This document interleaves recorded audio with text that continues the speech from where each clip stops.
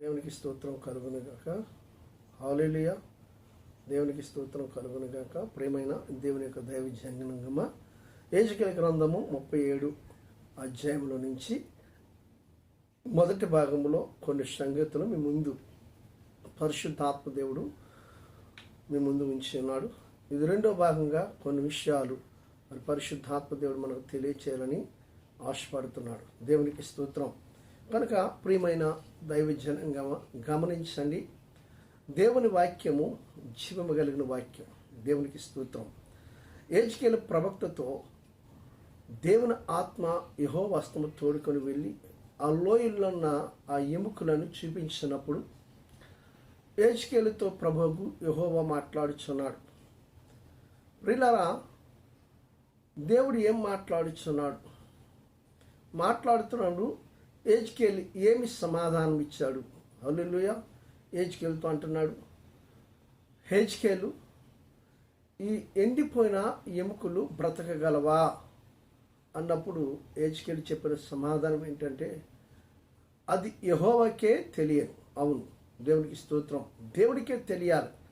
హృదయ రహస్యములు ఎరిగిన దేవుడు, దాని పనితనము చెప్పున కలుగు చేసిన దేవుడు, అవి బ్రతుకుతాయా, బ్రతకవా, జీవిస్తాయా, జీవించవా అన్నది ప్రభుని యెహోవాకు మాత్రమే తెలుసు. దేవునికి స్తోత్రం. నాకు తెలిసి యెహెజ్కేలు సరైన సమాధానమే చెప్పాడు. దేవునికి స్తోత్రం.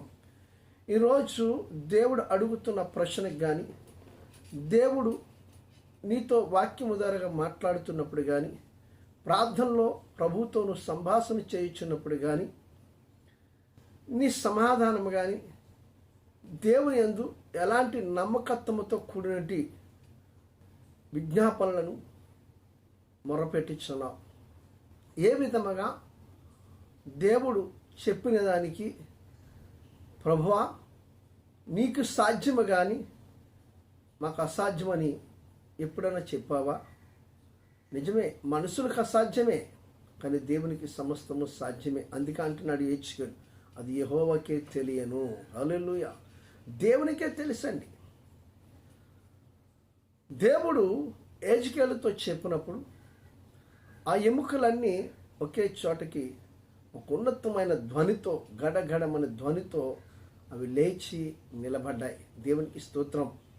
ప్రియులారా, అంధకారములో పడిపోతున్నట్టు మనం, పాపములో పడిపోతున్నట్టు మనం, చీకట్లో ఉన్నట్టు మనం, మూడైపోయిన మన బ్రతుకులు, వెండిపోయిన మన ఎముకలు తిరిగి మరలా సిగరించాలి, తిరిగి జీవింప చేయాలంటే ఈ సృష్టిలో ఎవరికి సాధ్యము కాదు. ప్రభువైన యేసుక్రీస్తు వారు అంటున్నారు, నశించిపోతున్న మిమ్మల్ని మీ కొరకు మీకు సమాధానం ఇచ్చి, నెమ్మదినిచ్చి, మిమ్మల్ని రక్షింప చేయాలని ఒక ఉన్నతమైన ఆలోచన కలిగి మిమ్మల్ని పిలుచుచున్నాను అన్నాడు. నిజమే కదా? మార్కు సువార్త 11వ అధ్యాయం చదివినప్పుడు అక్కడ బెతనియా గ్రామంలో కట్టబడి ఉన్నట్టు ఆ గ్రామంలో గాడిద పిల్లను మనం చూస్తున్నాం. ఆ గాడిద పిల్ల ఏ స్థితిలో ఉంది, దాని పరిస్థితి ఏంటి, ఎలాగ ఆ యజమానుడి యొక్క వాకటి కట్టబడి ఉన్నది, ఆ యజమానుడి యొక్క చెప్పుచెత్తలు ఎట్లా ఉంది, ఆ రీతిగానే ఇశ్రాయేలు ప్రజలు కూడా నిర్గమకాండంలో ఐగుప్తులో ఫరో యొక్క కబస్త బంధకాలు ఉండిపోయారు. దేవుడు వారిని విడిపించి నడిపించినప్పుడు వారు సుబుద్ధిని ఆధారం చేసుకొని చెదిరిపోయారు. అలాగే దేవుడు మనల్ని అనేక మార్లు విడిపించి నడిపించినప్పుడు కొన్ని సందర్భాల్లో, చాలా సందర్భాలు, కొన్ని కాదు, మనం పడిపోతూ ఉంటాం. అయితే ప్రియులరా, దేవుడు పిలిచాడు, ఆయన నమ్మదగిన వాడు. నేను లేపడానికి ఆయన సిద్ధంగా ఉన్నాడు. నువ్వు లేవడానికి సిద్ధంగా ఉన్నావా? యేసుక్రీస్తు ప్రభువారు చనిపోయి 3వ దినాలు లేచాడు అని మనం ప్రకటిస్తూ ఉంటాం, బోధిస్తూ ఉంటాం. యేసు ప్రభువారు లెగిచాడు, నిజమే. మరి నువ్వు లెగ్గలుగుతున్నావా? ఎండిపోయి ఎముకల్లాగా నువ్వు బ్రతుకుతావు అని మీ ఆత్మీయ తల్లిదండ్రులు మీకు చెప్పగలుగుతున్నారా? అది ఆత్మీయ తండ్రికే తెలుసని నువ్వు చెప్పగలుగుతున్నావా? యెహోవాకే తెలియని తన ఆత్మదేవుడనేంటి యెహోవాకు యెహెజ్కేలు తెలియజేశాడు. ప్రియులారా, మనము కూడా మనకు అప్పగించినట్టు పనిని మన దేవుడికి తెలుసని మనం ఎప్పుడైనా చెప్పగలిగామా? నాకు తెలుసు, నేను జ్ఞానుని అనుకోగలుగుతున్నామే, కానీ దేవుని పనిలో ముందుకి నమ్మకముగా వెళ్ళలేకపోతున్నాం. దేవునికి స్తోత్రం. హల్లెలూయా. ప్రియులారా, గమనించండి, నిన్నటి భాగంలో నేను ఒక మాట చెప్పా. ప్రవచనము అనేది ప్రతి దైవజనుడు, దైవ సేవకురాలు తప్పనిసరిగా మీరు ప్రవచించాలి, ఎందుకంటే వాక్యం సెలవిస్తుందని చెప్పుకొచ్చా. ఇకపోతే ప్రవచనానికి అర్థం కూడా ఒక మాట మీకు చెప్తా. ఏచికేలు ప్రవక్త దగ్గరికి దేవుని యొక్క మాట వచ్చినప్పుడు ప్రవచించమన్నప్పుడు ఏచికేలు కూడా ఒక మాట అడుగుతాడు. ఆ ప్రవచనం అవ్వగానే ఇశ్రాయేలు ప్రజల జీవితాల్లో ఏమి దేవునిపై వారి వ్యతిరేకంగా బ్రతికారో, ఏమి విరోధంగా నడుచుకున్నారో అది పరిపూర్ణంగా ఏచికేలుకి దేవుడు తెలియజేశాడు. ఎందుకంటే జరగబోయేది తెలియచేయగలిగిన సమర్థుడు, జరిగిపోయిందని కూడా తెలియచేయగలిగిన సమర్థుడు మన దేవుడైన యెహోవా. దేవునికి స్తోత్రం. మన యేసు ప్రభువు వారు తప్పకుండా ఆయన తెలియజేస్తారు. రేపేం జరగబోతుందో చెప్పే దేవుడైన. హల్లెలూయా. జరిగిపోయింది మన జీవితాల్లో ఏమి జరిగింది అని ప్రవక్తలకి తెలియపరచగలిగిన సమర్థుడైన. ఆమేన్. ప్రవక్తల నోట ఏమి జరగబోతుందో తెలియజేస్తాడు. ప్రవక్తలకు దేవుడే జరిగిపోయిందని తెలియజేస్తాడు. ఒకవేళ అలా తెలియచేయలేదనుకోండి, ఇశ్రాయేలు ప్రజలు చెదిరిపోయినప్పుడు, ఇశ్రాయేలు చెరపట్టబడినప్పుడు ఎందుకు వారిని మాట వినలేదు ప్రభా, ఎందుకు వారు నీ వైపు తిరగలేదని అడిగినప్పుడు దేవుని దగ్గర సమాధానం ఉండదు. అంతకు ముందునే ఇశ్రాయేలు ప్రజలు ఏమి చేశారో, ఇశ్రాయేలు ప్రజలు ఏమి చేశారో అది ముందుగానే ప్రవక్తకు ఏచికేలుకి కానీ ఇర్మియాకి కానీ తెలియజేశాడు. దేవునికి స్తోత్రం. తెలియజేసి ఇశ్రాయేలు జీవితాల్లో వారు ఎలాంటి పరిస్థితుల్లో ఉన్న వారిని ఏ స్థాయికి తీసుకొచ్చానో ఈరోజు అది మరిచి వారిని నమ్మి తిరుగుబాటు చేస్తున్నారు. దేవునికి స్తోత్రం. వాళ్ళు మర్చిపోయారు. ఈరోజు నా మాట వెనుక పతిములను ఆరాధిస్తూ విగ్రహాలకు సాగలపడుతూ విగ్రహాలకు నమస్కారం చేస్తున్నారు. ఆయన దేవుడైన యెహోవా ఎంత గొప్ప దేవుడు తెలుసండి. దేవుడిని మనం మర్చిపోతాం అన్నీ కలిగి ఉంటే. మన అవసరతలు, మన అక్కర్లు, మనకు కలిగిన వ్యాధులు, రోగాలు, మనకు వచ్చినట్టు జబ్బులు, మన మీదకి వచ్చినట్టు తెగుళ్ళు, మన అప్పులు, మన రుణాలు, మన శ్రమలు, మన కష్టం, మన దుఃఖం, మన బాధ, మన కన్నీరంతా తొలగిపోతే ప్రభువును మర్చిపోతాం. మన దేవుడైన యెహోవా అనగా యేసుక్రీస్తు ప్రభువారు మాత్రం మరణం వరకు నీతో సదాకాలం ఉంటానని వాగ్దానం చేశారు. దేవునికి స్తోత్రం. నీ తల్లి విడిచిన, తండ్రి మరిచిన, దీన్ని విడవను ఎడబాయను, మరణం వరకు నీతో సదాకాలం ఉంటాను అన్నాడు దేవుడు. దేవునికి స్తోత్రం. సదాకాలం ఉండే దేవుడైన కనుకనే ఆయన ఇశ్రాయేలు ప్రజలు ఆయన్ని మర్చిపోయారు, కానీ దేవుడైన యెహోవా ఇశ్రాయేలు మర్చిపోలేదు. వారు నా జనులు, వారు నా స్వకీయులు, వారు నాకు ప్రజలు, నేను వారికి దేవుడిని, వారు నా కుమారులై ఉన్నారు అన్నాడు. దేవునికి స్తోత్రం. ఎంత గొప్ప దేవుడండి. ప్రియులారా, ఈరోజు మన కన్నా తల్లిదండ్రులు మనల్ని మర్చిపోతున్నారు. ఈరోజు మన బిడ్డలు తల్లిదండ్రులు మర్చిపోతున్నారు. కానీ దేవుడైన యెహోవా మనం మర్చిపోయినా ఆయన మనల్ని మర్చిపోలేదు. దేవునికి స్తోత్రం. హల్లెలూయా. ఇశ్రాయేలు ప్రజలు దేవుణ్ణి మర్చిపోయారు, కానీ ఈరోజు నీవు నేను దేవుని మర్చిపోయాము, కానీ మన దేవుడైన యెహోవా మాత్రం నిన్ను నన్ను మర్చిపోలేదు, ఇశ్రాయేలు ప్రజల్ని కూడా మర్చిపోలేదు. దేవునికి స్తోత్రం. ప్రవచనం అంటే రేపు జరగబోయేది జరిగిపోయిందని తెలియజేసేదే ప్రవచనం. దేవునికి స్తోత్రం. హల్లెలూయా. వారిని ప్రవక్తని కూడా అంటారు, ప్రవచించేవారిని. అయితే ప్రియులారా, ఆయా సందర్భాల బట్టి దేవుడు తప్పకుండా మాట్లాడాలని ప్రభు అనుకున్నప్పుడు తప్పకుండా ఆ సమయంలో దేవుని ఆత్మ తనకిష్టమైన వారి మీద, తన దాసులు దాసురాండ్ల మీద లేదా కుమారులు కుమార్తెల మీద నుండి దేవుడు పరిపూర్ణంగా మాట్లాడగలిగిన సమర్థుడు. దేవునికి స్తోత్రం. ఆయన పరిపూర్ణంగా మాట్లాడుతాడు. ఎంత గొప్ప దేవుడు అండి. కనుక ప్రియులారా, ఆ మొదటి భాగంలో నేను చెప్పిన మాట ఏంటంటే, దేవుడు నాలో నుంచి మాట్లాడాడు అని చెప్పాను. మాట్లాడి ఇక మరణము మీరు చూడరు, మీరు చేస్తే మీరు ఎంతమంది కొరకైతే ప్రార్థన చేస్తున్నారో వారందరూ కూడా విమోచించబడతారు, మరణ వార్త మీరు వినరని చెప్పిన తర్వాత ప్రభు ఏమన్నాడు తెలుసా ప్రియులరా? రానున్న దినాల్లో మిమ్మల్ని స్వాతంత్రులుగా చేసిన దినాల్లో, ఈ దేశంని ప్రజల్ని స్వాతంత్రులుగా చేసిన దినాలు రాబోతున్నాయి. అప్పటికి ఆ తెగులు నేను బలహీనపరుస్తాను అన్నాడు. ఆమేన్. అనగా ఆ కరోనాని బలహీనపరుస్తాను, పూర్తిగా తీసేస్తానని ఆయన చెప్పలేదు, బలహీనపరుస్తానన్నాడు. ఎందుకు తీసేస్తానని చెప్పలేదంటే, ఇంత భయంకరమైన ఆపదలు, ఇంత భయంకరమైన శోధనలు వచ్చినా క్రైస్తవుల్లో కూడా మార్పు లేదు, అన్యజనుల్లో కూడా మార్పు లేదు. ప్రభు ఉన్నాడని తెలిసి ప్రభు సన్నిధిలో ఉండి కూడా ప్రభుతో నడిచే వారిలో కూడా మార్పులు లేవండి. దేవునికి స్తోత్రం. ఎందుకు మార్పు లేదని మీరు అంత ఖచ్చితంగా చెప్తున్నారంటే, ప్రియులారా బాగా గమనించండి. నేను ఎవరిని కించపరచాలని కాదు.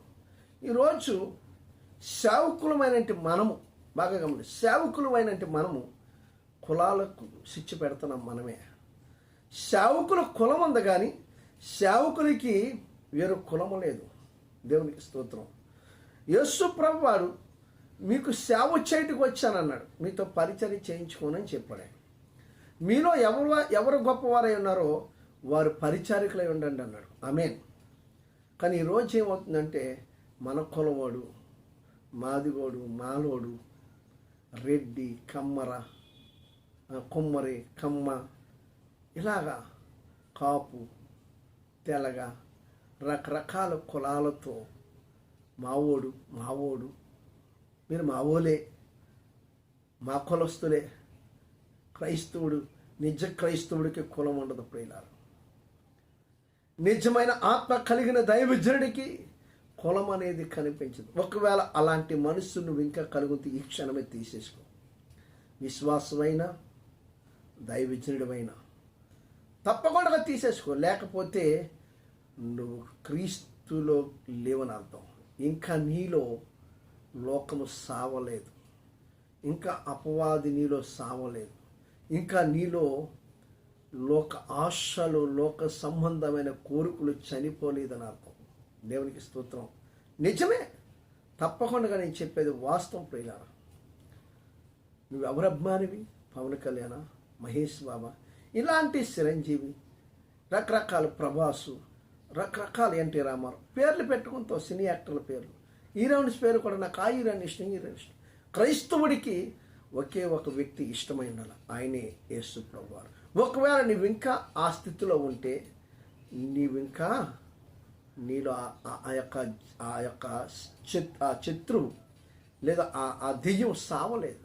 అంటే ఇంకా నీలో ఉన్న దెయ్యం సావలేదు అంటే నువ్వు దేవుని బిడ్డవు కాదని అర్థం. దేవునికి స్తోత్రం. దేవుని కుమారుడివి కాదు, దేవుని కుమార్తెవి కాదు.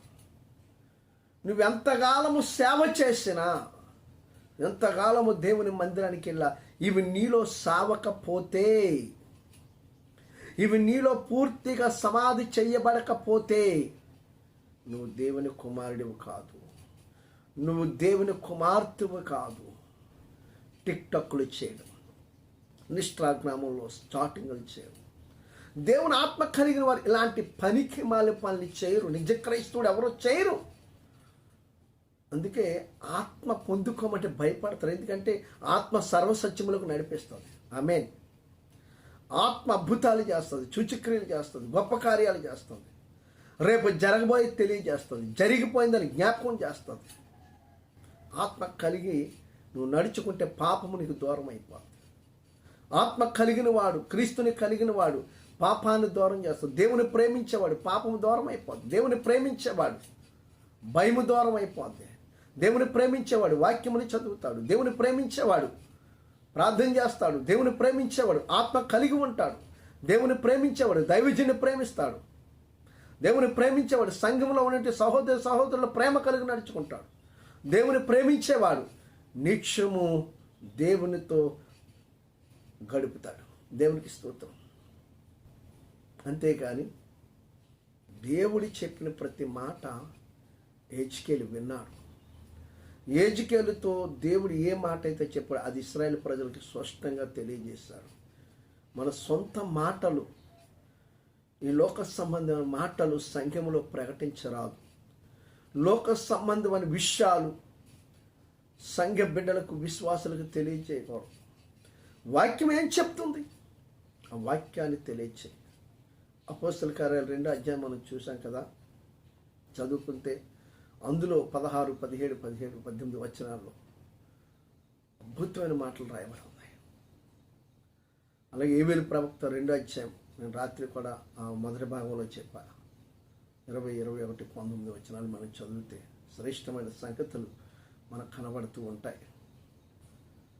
ప్రియులరా, ఆత్మను ఆర్పుకుడి, ప్రవచించట నిర్లక్ష్యం చేయొద్దు అన్నాడు దేవుడు. దేవునికి స్తోత్రం. పరిశుద్ధాత్మ దేవుని కూడా దుఃఖపెట్టొద్దు అన్నాడు. రాబోయే యుగమందు కానీ, పరలోకమందు కానీ, ఈ యుగమందు కానీ క్షమాపణ లేదన్నాడు. దుఃఖపెడితే వీలైనంత త్వరగా పరిశుద్ధాత్మ దేవునితో నువ్వు సమాధానపడు. ఇంతవరకు నీ చిత్తం చేయలేకపోయినయ్యా, నీ మాట వినలేకపోయాను, నిర్లక్ష్యం కలిగి నేను అనేక మార్లు నేను తోసిపుచ్చాను, నన్ను క్షమించి నన్ను నీ రక్తంలో కడిగి మళ్ళా నీ బిడ్డగా నన్ను అంగీకరించాను. నువ్వు అడుగు, సమాధానపడు, నీతో సమాధాన పడుతున్నావు అడుగు. తప్పకుండా దేవుడు నేను కనికరిస్తాడు. ఆయన ఆత్మ నీపై కొమ్మరిస్తాడు. దేవునికి స్తోత్రం. ఖచ్చితంగా దేవుని ఆత్మ కొమ్మరింపబడాలి మన మీద. ఖచ్చితంగా దేవుని సన్నిధి మనం అనుభవించాలి. కనుక కరోనా వస్తుందని ముందు తెలియజేశాడు. కరోనా వచ్చిన తర్వాత నువ్వు ప్రార్థించే వారికి ఏ అని జరగదని తెలియజేస్తాడు. మరణ వార్త ఇక్కడ వినవని తెలియజేస్తాడు.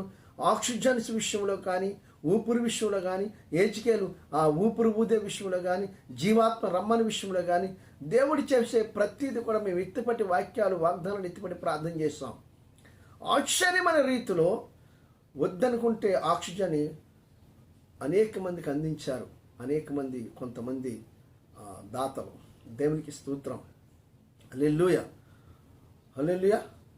కాబట్టి ప్రియులరా, దేవుడు ఎవరొక రూపంలో ఆ కార్యాలు చేయడానికి ఇష్టపడతారు. అయితే ఒకటి, మనం ప్రార్థన చేయాలి. దేవుని సేవకులం గనక, దేవుని బిడ్డలము గనక మనం ప్రార్థన చేస్తే దేశంలో ఎలాంటి లోటుపాట్లు కనబడం. దేవునికి స్తోత్రం. హల్లెలూయా. ప్రియులరా, అలాగే చెప్పినట్లుగా అది బలహీనపడుతుందని చెప్పాడు. ఇంకా మార్పు చెందవలసిన వారు చాలామంది ఉన్నారు. జాగ్రత్త సుమి, అది వెళ్ళిపోయిందని అనుకోవద్దు. మీరు తప్పకుండా స్తుతించండి. మిమ్మల్ని అంట జాలకొండగా మిమ్మల్ని దాస్తాను, నా బాహు చాపుతాను. ప్రార్థించే వారందరికీ ఇక ముందు కానీ, రాబోయే ముందు కానీ, మీరు ఎవరి కొరకు ప్రార్థిస్తారో వారు విడుదల పొందుతారు. వారిని ఏమాత్రము ఆ తెగులు తాకదు అని చెప్పుకొచ్చాడు ఆయన. దేవునికి స్తోత్రం. మాకు చాలా సంతోషం అనిపించింది. ఆ తర్వాత చాలామందికి వచ్చాయి. అందరికీ దేవుడు విడుదల ఇచ్చాడు. అందరికీ విడుదల ఇచ్చాడు. దేవుని మాటను నమ్మాలి ప్రియులారా. ఆయన మాట ఇచ్చాడా ఖచ్చితంగా నెరవేరుస్తాడు. నమ్మితే తన మహిమని చూస్తాం. హల్లెలూయా. కులాలు, మతాలు, లేకపోతే అభిమానం, హీరోలు, హీరోయిన్లు, వీటి మీద మనసు తీసాను. టిక్టాక్లు ఏమో రకరకాలు వచ్చాయి. వాటిలో నుంచి మనసు తీసాను. సీరియల్స్.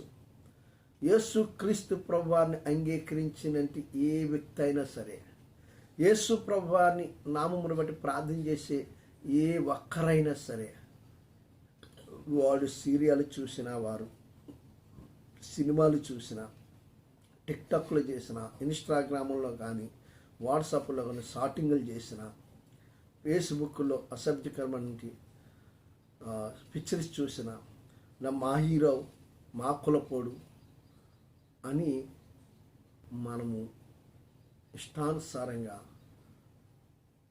నడిచి ప్రవర్తించిన నువ్వు దేవుని కుమారుడివి కానే కాదు, దేవుని కుమార్తె కానే కాదు. నీలో ఆ శత్రువు సావలేదు, నీలో ఆ దురాత్మ సావలేదు, ఆ పాపము చావలేదు, నీలో క్రీస్తుకు చోటుని ఇవ్వలేదని అర్థం. ఒక్క మాటలో చెప్పాలంటే దేవునికి పరిపూర్ణంగా నువ్వు చోటు నీ హృదయంలో కానీ, నీలో కానీ, నీ కుటుంబంలో కానీ, నీ ఇంటిలో కానీ ఆయనకి నువ్వు చోటు ఇవ్వలేదు. నామకార్థముగా దేవుని సన్నిధికి వెళ్తున్నావు, నామకార్థముగా మెప్పులు పొందుతున్నావు, ఘనతలు పొందుతున్నావు, నామకార్థమైన భక్తి చేస్తున్నావు. అది దేవునికి ఇష్టకరమైనది కాదు. నువ్వు అనుకుంటున్నావు నీ మెప్పు కోసం, నీ ఘనత కోసం చేసేది దేవుడు ఇష్టపడడు. దేవుని చిత్తము చేసేవాడే ఆయన కుమారుడని స్పష్టంగా ప్రభువాక్యం సెలవిస్తుంది. ఆయన చిత్తం చేద్దాం. ఇక నుంచి కులాలు కానీ, ఏ విధమైనటి మతపరమైనటి, ఏ విధమైనటి సీరియల్స్ కానీ, లోక సంబంధం ఏవి కూడా మనలో ఉండిపోకుండా ఆ వ్యాఖ్యలు అంతా తొలగించుకొని పస్కా గొర్రెపిల్ల రక్తములు మనం శుద్ధి చేయబడి క్రీస్తు రాకడ వరకు నమ్మకమైన బిడ్డలుగా ప్రతి మాటను, ప్రతి వాగ్దానాన్ని, ప్రతి ప్రవచనాన్ని, ప్రభు ఇచ్చిన ప్రతీది కూడా నమ్మి విశ్వసించి ప్రభు యొక్క కృపలో వర్ధిల్లాలని ప్రభు పేరట మనందరమే దేశం కొరకు ప్రార్థన చేద్దాం. అనేక మంది యమునస్తుల కొరకు ప్రార్థన చేద్దాం. అనేక మంది పరిచర్య చేసేవారి కొరకు, అనేక మంది దేవుని రాజ్యం కట్టేవారిని సిద్ధపరిచే వారి కొరకు ప్రార్థన చేద్దాం. అట్టి కృప దేవుడు మనందరికీ అనుగ్రహించి ఈ ప్రవచనం పరిపూర్ణంగా ఆశీర్వదించి దీవించి మహిమ పొందుకోమని ఈ యొక్క అందరం కూడా దేవుని ఆశీస్సులకి వారసులం కావాలని ప్రభునామంలో మీ అందరికీ తెలియజేస్తాం. దేవుడు మిమ్మల్ని దీవించిన గాక. ఆమేన్.